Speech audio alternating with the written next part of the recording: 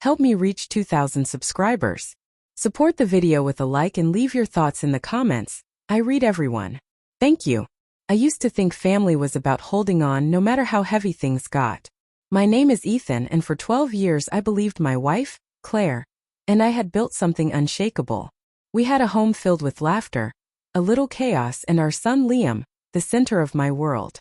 I wasn't perfect, but I showed up. Every school play, every late-night fever, every dream he whispered in the dark, I was there. Claire and I had our rough patches like everyone, but I never imagined betrayal could find a place in the walls of our home. It started with distance, the kind you can't measure in miles, only silence. She began staying late at work, claiming deadlines and team meetings. Her phone was always upside down, notifications muted. I didn't want to be that husband, paranoid, insecure, reading too much into things. But sometimes the truth doesn't shout, it whispers. Then one evening Liam, our 10-year-old, came to me in his innocent, quiet way and said something that froze my blood. "Dad, why was Mom kissing Uncle James in the car?" First I thought I'd misheard him. Kids misunderstand, right? But the way he said it, confused, sad, told me otherwise. I could see the storm behind his little eyes, trying to make sense of something no child should have to witness. My chest tightened. My hands went cold. That night when Claire came home, smiling like everything was normal, I looked at her and saw a stranger. Her laugh, her perfume, her tired excuses, they all felt rehearsed. I didn't confront her immediately. I just watched, observed. Every movement, every text she tried to hide. The woman I once trusted more than anyone had already left me. She just hadn't packed yet. A few days later, the universe decided to hand me the truth. Raw, undeniable, and cruel. Claire had forgotten her phone at home, something she never did. I wasn't looking for answers anymore. But when it buzzed on the counter, curiosity pulled me in like gravity. A message flashed on the screen. "Last night was amazing. I can't stop thinking about you. Same time tomorrow." It was from James. My knees went weak. There it was, the reality I'd been dreading, confirmed in black and white. The man she was betraying me with wasn't some stranger. He was my oldest friend. He'd been at our wedding, toasted our anniversary, even played with Liam in the yard. I stood there staring at the screen until my reflection blurred in the glass. That's how betrayal feels. Not like a wound, but a slow, quiet unmaking of everything you thought was real. When she came home that night, I didn't shout. I simply handed her the phone. "Do you want to explain?" Her eyes widened, her lips parted, then hardened. "So you went through my phone now?" she snapped, flipping the guilt like a weapon. "You've been smothering me for years, Ethan. Maybe if you'd been the man I needed, I wouldn't have looked elsewhere." I'll never forget that moment. The calm way she twisted her lies into justification. The cruelty that dripped from her words. There was no remorse. Just contempt.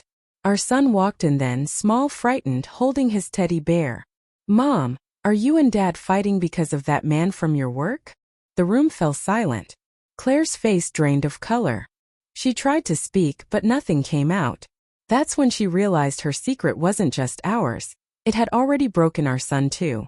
After that night, everything changed. She became someone I didn't recognize. Short-tempered, cold, blaming me for the affair she'd started. She'd slam doors, call me names under her breath, and worst of all, she began using Liam as a pawn. If I tried to discipline him, she'd whisper, "See, your father's always angry. He doesn't love you like I do." That was the line she crossed, turning my child into her shield. I tried to hold the pieces together for Liam's sake, but you can't build a home out of lies.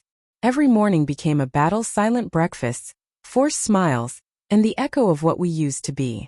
I thought maybe counseling could help, but Claire laughed at the idea. "You want to talk about feelings now?" she said coldly. "You should have done that years ago." That's when I knew she wasn't coming back. Not as a wife, not as the woman I once loved. She started staying out later again, barely acknowledging Liam or me. But she forgot one thing. Children notice everything. One evening I came home to find Liam sitting on the stairs, tears streaking his cheeks. He whispered, "Dad, Mom told me not to tell you she's going out with Uncle James again." Something inside me snapped. Not in anger, but in clarity. I realized this wasn't just betrayal between adults anymore. This was emotional poison seeping into my son's world. I couldn't let that happen. I contacted a lawyer the next morning. It wasn't revenge, it was protection. I documented everything, from her late nights to the messages Liam accidentally overheard. When the truth finally came out in court, she didn't even deny it. She just looked at me with bitterness and said, "You'll regret this." But I didn't. The judge granted me full custody, and for the first time in months Liam smiled again. A real smile, the kind that reached his eyes. When we packed our things and left, Claire didn't say goodbye. She stood on the porch, arms crossed, staring at the life she'd burned down herself. The first night in our new apartment it was quiet. Not the kind of silence that hurts, but the kind that heals. Liam fell asleep with his head on my chest, and for once I didn't feel broken. I felt free. People say betrayal destroys you, but that's not true. It strips you bare until all that's left is the truth, who you are, what you stand for, and what you refuse to accept. Claire lost her family chasing a lie. I found mine again in the wreckage. And when Liam whispered before sleeping, "Dad, we're okay now, right?" I smiled through the ache in my chest and said, "Yes, son. We're finally okay."